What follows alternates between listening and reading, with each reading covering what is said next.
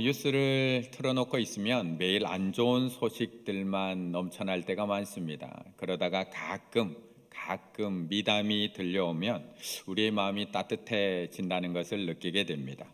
만취해서 길에 쓰러진 남성을 무릎에 이렇게 머리도 베어주고 도왔던 커플의 이야기가 어제 뉴스에도 흘러나왔습니다.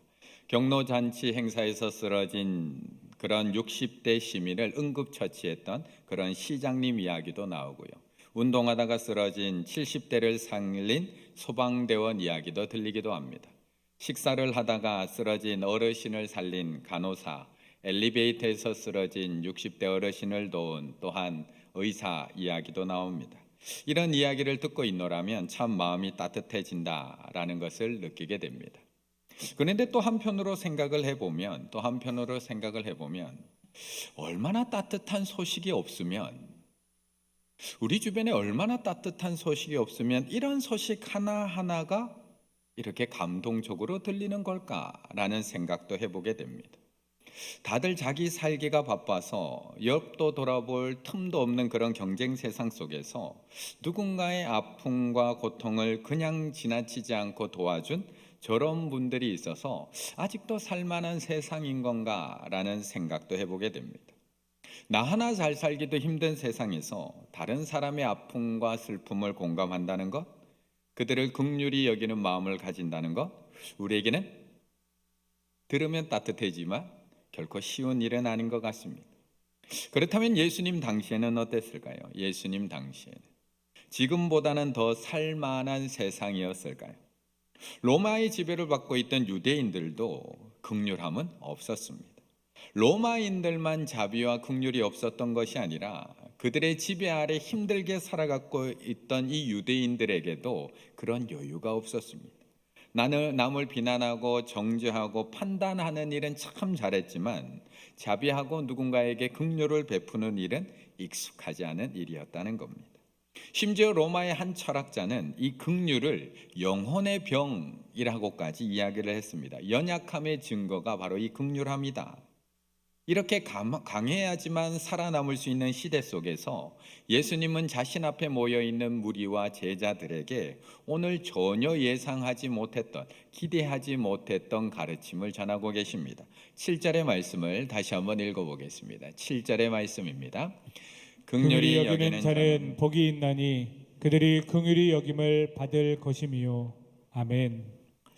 오늘 7절 말씀을 그대로 읽어보면 조건절로 느껴질 때가 있습니다. 조건절. 가만히 한번 읽어보세요. 긍휼히 여기는 자는 복이 있나니 그들이 긍휼히 여김을 받을 것이며, 마치 긍휼히 여기는 자가 나중에 긍휼히 여김을 받고 긍휼히 여기지 않으면 당신도 긍휼히 여김을 받지 못한다 라는 조건절로 이해가 되기가 쉽습니다. 그리고 사실 이 당시에 바리새인들과 서기관들도 그렇게 생각하고 있기도 했습니다. 바리새인들과 서기관들이 구제를 안 했을까요? 헌금, 기도, 금식 뿐만 아니라 이 바리새인들은 구제도 결코 소홀히 하지 않았습니다. 그들은 다른 사람들을 구제하는 일을 다른 사람들에게 다니면서 자랑할 정도로 가난한 자들을 긍휼히 여기며 그들을 위해서 구제 헌금을 했던 사람들입니다. 왜요?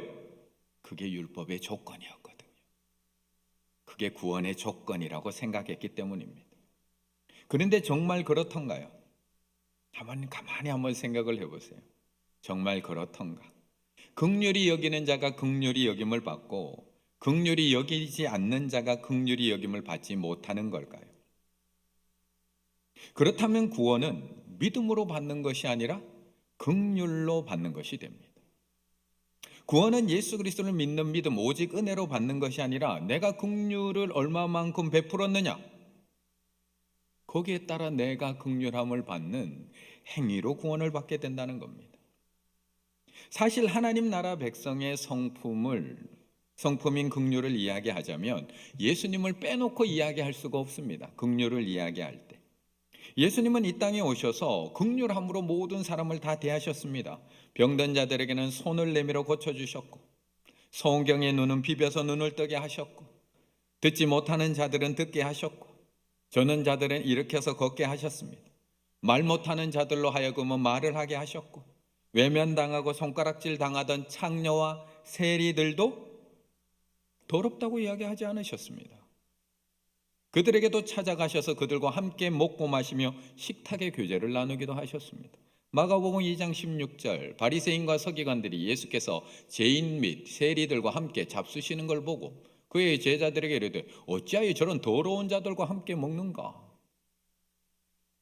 그래서 예수님은 어디를 가든지 시간이 참 많이 걸리셨습니다. 왜요? 누구 하나 그냥 지나칠 수가 없었거든요.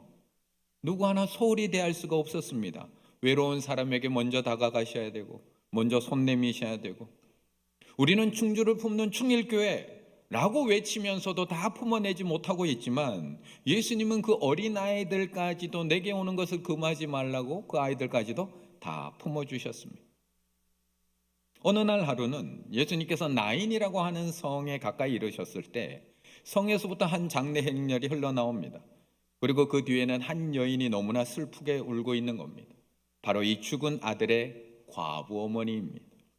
과부로 아들만 보고 살아온 어머니, 아들만을 위해서 살아왔으니 얼마나 소중한 아들이었을까요? 그런데 그 하나밖에 없는 아들이 죽어 장례를 치르기 위해서 나인성에서 나오는 그 광경을 보신 예수님 그냥 지나치셨을까요? 그냥 지나치지 못합니다. 왜요? 국률이 여기시니까. 어떻게 하셨나요? 누가복음 7장 13, 14. 주께서 과부를 보시고 불쌍히 여기사 국률이 여기십니다. 울지 말라 하시고 가까이 가서 그 관에 손을 대시니 맨 자들이 서는지라 예수께서 이르시되 청년아 내게 말하노니 일어나 하시며. 예수님은 어디 가든지 시간이 많이 걸립니다. 왜요? 긍휼하시니까요. 그런데 이렇게 사람들을 긍휼히 여기는 자는 긍휼히 여김을 받아야 하는데, 긍휼히 여기는 사람은 긍휼히 여김을 받아야 하는데, 모든 사람을 긍휼히 여기던 예수님 나중에 어떤 대접을 받았을까요?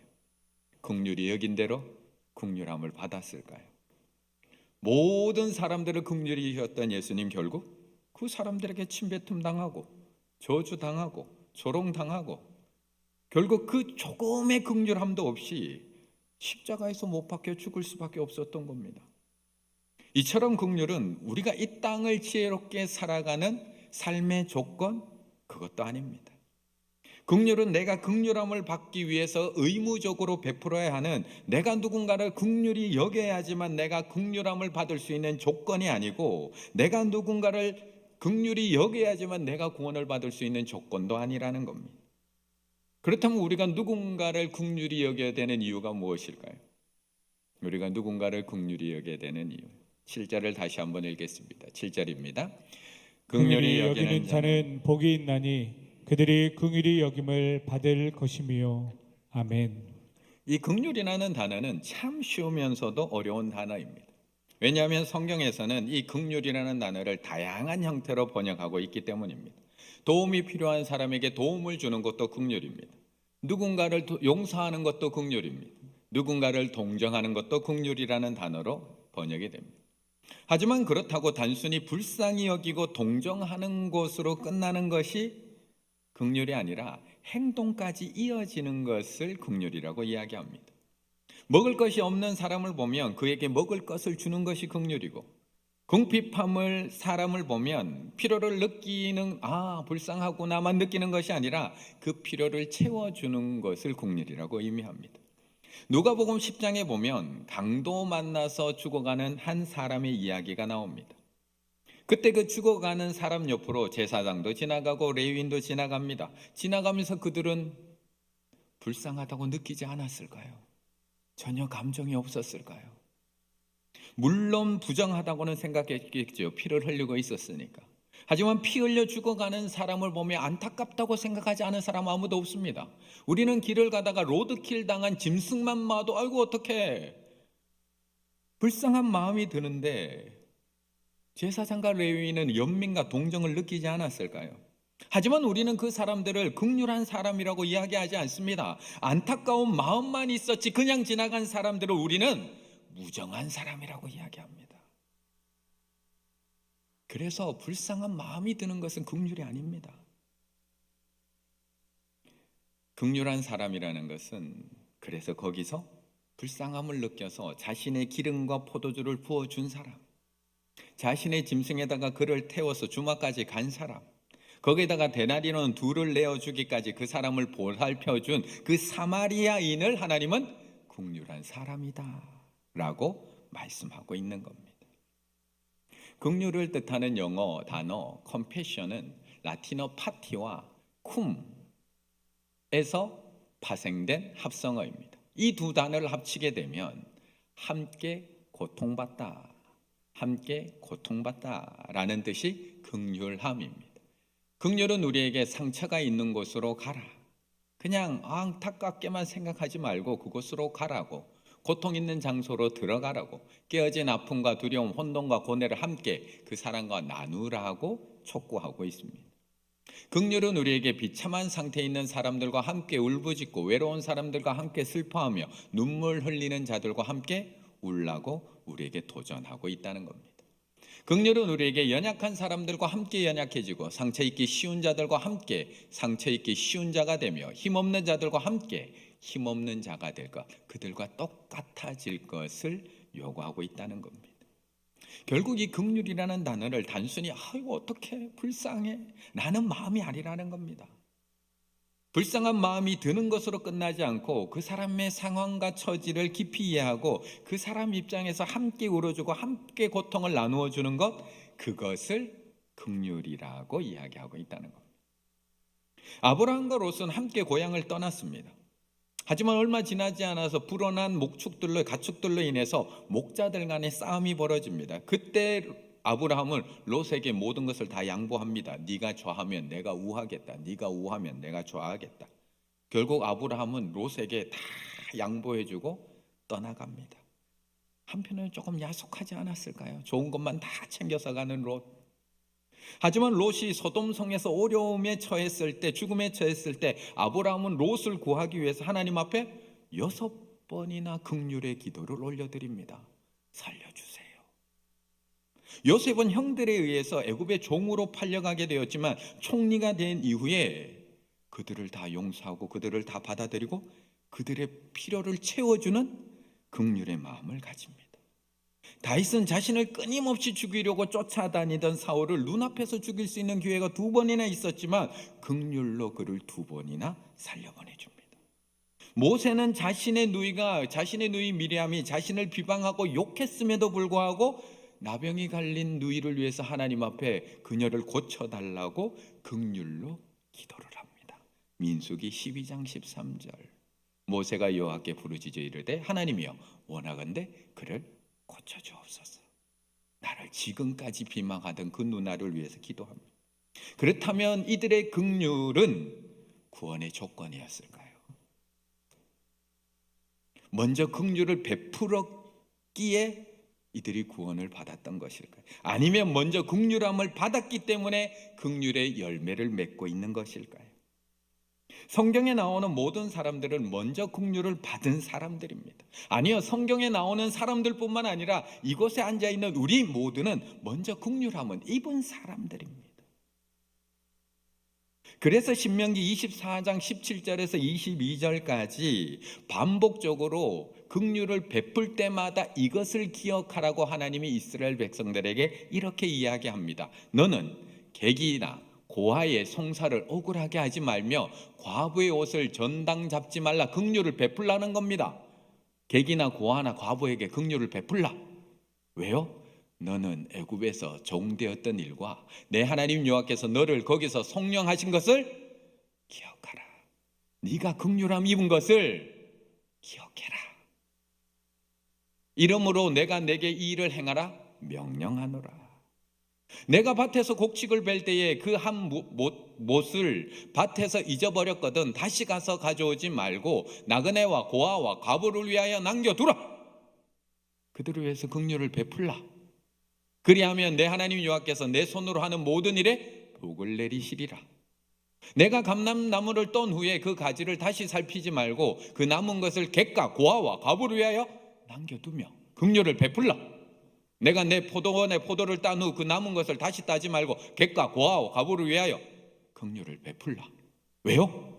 너는 애굽 땅 종되었던 것을 네가 그 긍휼함을 받았던 것을 기억하라. 이러므로 내가 너에게 이를 행하라 명령하노라. 하나님께 긍휼히 여김을 받은 사람은 긍휼히 여길 것이다. 구원받은 사람은 나그네와 고아와 과부를 위해 남겨둘 것이다. 용서를 받은 사람은 용서를 할 것이다. 자비를 경험한 사람이라면 그 자비를 경험한 열매가 나타날 것이다. 지금 예수님 앞에 있는 제자들과 무리들에게 예수님은 이것을 이야기하고 계시는 겁니다. 너희는 지금 무슨 자격으로 이 자리에 와서 앉아 있느냐?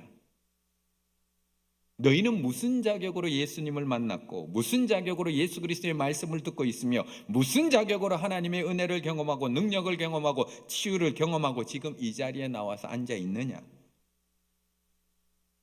내가 이 놀라운 긍휼을 입은 자인 줄 알고, 내가 이 놀라운 은혜를 입은 자인 줄 알고 누군가를 긍휼히 여기는 자는 복이 있나니 그들이 긍휼의 긍휼하심을 잊게 될 것이다 말씀하고 있는 겁니다. 그런데 참 쉽지가 않습니다. 그런데 참 쉽지 않습니다. 여기까지는 쉽습니다. 우리도 긍휼함을 입은 사람으로서 긍휼의 마음을 가져야 한다는 건 너무나 잘 알고 있습니다.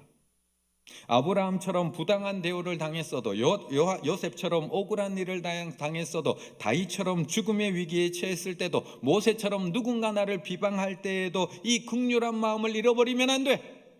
우리도 너무나 잘 알고 있습니다. 하지만 이 무정한 세상을 살아가면서 이 긍휼한 마음을 끝까지 가지고 살아가기에는 너무나 힘들다는 겁니다. 사람들은 나를 무시하게 대하고 무자비하게 대하고 비방하고 욕하고 시기하고 수군거리고 악독을 행하는데 나는 계속 긍휼함을 가지고 살아가는 것, 그게 너무 힘들다는 겁니다. 그렇다면 우리는 어떻게 해야 하는 걸까? 어떻게 해야지 긍휼함을 입은 자로서 긍휼함 여김을 받은 자로서 다른 사람을 끝까지 긍휼히 여기며 살아갈 수 있는 것일까요? 7절의 말씀을 한 번 더 읽겠습니다. 7절입니다. 긍휼히 여기는 자는 복이 있나니 그들이 긍휼히 여김을 받을 것이며. 아멘. 사실 이 긍휼이라는 성품은 죄인된 우리의 성품은 아닙니다. 우리는 눈에는 눈, 이에는 이, 그렇게 하고 싶은 것이 우리들의 성품입니다.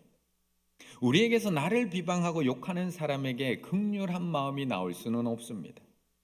그리고 우리가 계속해서 살펴보고 있는 이 팔복이 하나님 나라 백성의 성품인 것처럼 긍휼은 하나님께서 자신들의 백성에게 주실 때만 우리가 가질 수 있는 성품이라는 겁니다. 그래서 예레미야가 3장 22절에서도 여호와의 인자와 긍휼이 무궁하심으로, 이 긍휼은 여호와의 성품이라는 겁니다. 긍휼이 풍성하신 하나님이 우리를 사랑하신 그 큰 사랑을 인하여, 긍휼이 풍성하신 하나님, 긍휼은 하나님의 성품입니다. 그래서 하나님은 우리에게 이 예수 그리스도를 통해서 모든 긍휼을 다 베풀어 주셨습니다. 우리를 구원해 주셨으며 오늘도 그 긍휼로 이 긍휼의 자리로 우리를 인도해 주셨고 예수 그리스도의 그 긍휼을 통해서만 우리는 하나님의 긍휼한 성품을 가질 수가 있습니다. 제가 이 팔복을 준비하면서 계속 참고하고 있는 도서가 이 종 메가더 목사님의 팔복이라는 책인데요. 이 책에서도 이렇게 얘기합니다. 긍휼히 여기는 이라는 이 형용사는 헬라어 엘리아모스나라는 단어에서 파생이 되었는데 은혜를 베푸는, 자선하는 이라는 뜻을 가지고 있는 단어입니다. 신약에서 이 단어가 이런 형태로 사용된 것은 딱 두 곳. 한 곳은 오늘 읽은 5장 마태복음 5장 7절, 다른 한 곳은 히브리서 2장 17절이라고 이야기합니다. 그러므로 그가 범사의 형제들과 같이 대신과 마땅하도다. 이는 하나님의 일에 자비하고, 이 자비가 바로 긍휼이라는 아까 그 단어라는 겁니다. 신실한 대제사장이 되어 백성의 죄를 속량하려 하심이라. 그리스도는 긍휼의 훌륭한 본이시다. 그는 우리의 중보하시는 대제사장이며 긍휼은 바로 누구에게서 나온다? 그에게서 나온다. 그래서 긍휼이 내 성품이라고 착각하면 오해입니다. 나한테는 그 성품이 나올 수가 없습니다. 우리는 나에게 욕하는 자에게 똑같이 욕해주고 싶고요, 나를 비방하는 사람 똑같이 비방해주고 싶은 것이 우리들입니다. 그래서 우리는 매일매일 이 하나님의 긍휼함을 구하며 살아가야 한다는 겁니다. 내가 어떤 존재였는지, 내가 어떻게 구원받았는지, 저 십자가, 긍휼의 본이 되시는 예수 그리스도의 저 십자가를 바라볼 때마다 기억해야지만 그 긍휼하심을 본받아 살아갈 수 있다는 겁니다. 저 십자가에서 나를 위해서 죽으신 그 긍휼하심으로 죽으신 예수 그리스도를 바라볼 때, 그리고 그 긍휼함을 나도 갖게 해달라고 날마다 구하며 살아가야 되는 그런 존재라고 말씀하고 있는 겁니다. 그런데 우리가 이 부분에서 놓치지 말아야 할 것이 하나가 있습니다. 긍휼함을 이야기할 때, 교회에서 긍휼함에 대해서 이야기할 때 놓치지 말아야 할 것, 그것은 긍휼은 공의와 한 짝을 이룬다는 겁니다. 긍휼은 공의와 한 짝을 이룹니다. 우리는 긍휼을 이야기할 때 무조건 모든 것을 다 용서해 주어야 한다라는 부담감을 가지고 살아갑니다. 우리는 긍휼을 이야기할 때 하나님을 믿는, 예수 그리스도를 믿는 우리는 모든 것을 무조건적으로 다 용서해 주지 못한 죄책감을 가지고 살아갈 때가 많다는 겁니다. 그런데 하나님의 긍휼은 하나님의 공의와 한 짝을 이루게 됩니다. 가만히 한번 생각을 해보세요. 공의가 없는데 어떻게 긍휼을 베풀 수가 있을까요? 공의가 없는데 어떻게 용서할 수가 있을까요? 공의가 없는데. 하나님의 성품이 긍휼이라고 해서 하나님은 예수님을 믿지 않는 사람들을 다 구원해 주시지 않습니다. 하나님의 성품이 긍휼이라고 해서 회개하지 않는 사람을 하나님이 무조건 다 용서해 주시지 않습니다. 만약 그렇지 않다면 우리는 누군가에게 하나님을 믿으라고 할 필요가 없습니다. 우리가 회개의 기도를 할 필요가 없습니다. 긍휼함만 받으면 되거든요. 긍휼함만. 만약 긍휼이 공의 한 짝이 아니라면 소돔과 고모라는 왜 불로 심판받았을까요? 긍휼이 공의와 한 짝이 아니라면 죄로 관영한 이 세상이 왜 물로 심판을 받았을까요? 긍휼이 공의와 한 짝이 아니라면 선악과를 따먹은 그 아담과 하와는 왜 에덴 동산에서 내쫓임 당했고, 우상을 섬긴 여로보암은 왜 심판을 받았고, 광야에서 불평하던 이스라엘 백성들은 왜 불뱀에 물려서 죽어야 했고, 왜 하나님의 말씀에 불순종하는 사울은 버림받아야 했으며, 왜 전리품을 훔친 아가는 아골골짜기에서 돌에 맞아 죽어야 했던 걸까요? 공의와 긍휼이 한 짝이 아니라면. 긍휼은 공의와 한 짝입니다. 그래서 고아와 과부와 객은 불쌍히 여기고 도와주고 살 수 있도록 해줘야 하지만, 그들이 애처롭다는 이유만으로 모든 죄를 하나님이 눈감아 주시지는 않습니다.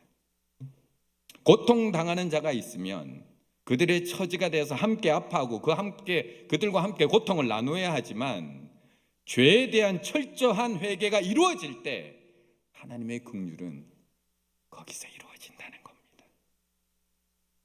압살롬이 회개만 했다면 하나님의 긍휼을 베풀지 않았을까요? 여로보암이 회개하고 돌아서기만 했다면 아합도 용서하신 하나님이 그에게 긍휼을 베풀지 않았을까요? 소돔과 고모라가 회개만 했다면 니느웨도 용서하신 하나님께서 긍휼을 베풀지 않았을까요? 사울이 회개만 했다면 간음했던 다윗도 용서하신 하나님께서 긍휼을 베풀지 않으셨을까요? 유다가 회개만 했다면 예수님을 3번 부인한 베드로도 용서하신 예수님께서 그에게 긍휼을 베풀지 않으셨을까요? 그래서 우리는 하나님의 긍휼에 대해서 여러 가지 형태가 있다는 것을 알아야 됩니다. 내가 잘하고 내가 알고 있는 긍휼말, 이것만 긍휼이야 이야기하는 것은 편협한 믿음입니다. 긍휼에는 다양한 모습이 있습니다. 먼저 물질의 긍휼이 있습니다. 앞에서도 이야기 드렸던 선한 사마리아인이 강도 만난 나그네에게 베풀어 주었던 그런 긍휼입니다. 불쌍히 여기는 것으로 끝나지 않고 자신의 기름과 포도주를 부어주었던 그런 긍휼, 자신의 짐승에 태워주었던 그런 긍휼, 데나리온 2이나 지불했던 물질의 긍휼입니다.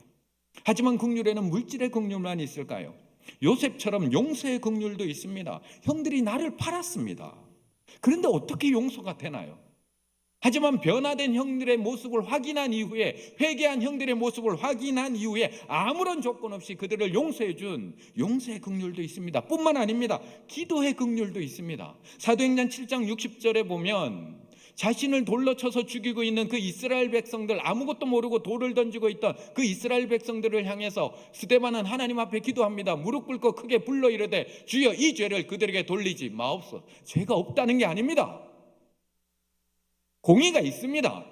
하지만 그 죄를 그들에게 돌리지 말라고 기도하는 기도의 긍휼도 있습니다. 그런데 이것만 긍휼일까요? 마태복음 9장 13절에 보면 너희는 가서 내가 긍휼을 원하고 제사를 원하지 아니하노라 하신 뜻이 무엇인지 배우라. 나는 의인을 부르러 온 것이 아니요 죄인을 부르러 왔노라 하시니. 복음 전파, 전도하는 것, 복음 전하는 것, 이거 긍휼 아니신가요? 무슨 마음으로 복음 전하시나요? 저들이 죽어가는 것이 너무나 안타까워서 가만히 있지 못해서 생명을 전하고 복음을 전하는 것, 이거는 긍휼 아니신가요? 이것도 긍휼이라는 겁니다. 중보기도는 긍휼이 아닌가요? 오늘 이 저녁에 나와서 나를 위해서만 기도하는 그 시간도 부족한데 아픈 하늘을 위해서 내 아픔처럼 기도하는 거, 슬픔 당한 가정을 위해서 내 슬픔처럼 기도하는 거, 어려움 당한 가정을 내 그 어려움으로 같이 기도하는 거, 이것 또한 긍휼의 기도입니다. 그런데 또 다른 긍휼의 모습도 성경에는 있습니다. 디모데후서 2장 25절 거역하는 자를 온유함으로 훈계할지니. 훈계는 긍휼이 아닐까요? 혹 하나님이 그들에게 회개함을 주사 진리를 알게 하실까 하며. 회개하도록 훈계하는 것, 그들이 하나님 앞에 돌아오도록 아픈 마음으로 훈계하는 것, 이거는 긍휼이 아닐까요? 이 증언이 참되도다. 그러므로 내가 그들을 엄히 꾸짖으라. 이는 그들로 하여금 믿음을 온전하게 하고, 거짓 증거하는 자들에게 엄히 꾸짖어서 그들의 믿음을 온전하게 만드는 것, 이것도 긍휼이라는 겁니다. 또 어떤 자를 불에서 끌어내어 구원하라. 또 어떤 자를 그 육체로 더럽힌 옷까지도 미워하되 두려움으로 긍휼히 여기라. 죄에 빠져있는, 그 불구덩이에 빠져있는 꺼집어내는 것, 이것 또한 긍휼이라는 겁니다. 말씀을 거역하는 자를 온유함으로 훈계하는 것, 그래서 회개하게 만드는 것, 거짓 증언한 자는 엄히 꾸짖어서 믿음을 온전하게 만드는 것, 죄악의 불에서 허덕이고 있는 누군가를 끌어내어서 그 더러운 옷을 다 벗게 만드는 것, 이것도 긍휼한 마음이라고 말씀하고 있는 겁니다. 그냥 죄악의 길로 걸어가는 것을 그냥 지켜보고 있는 것이 긍휼이 아니라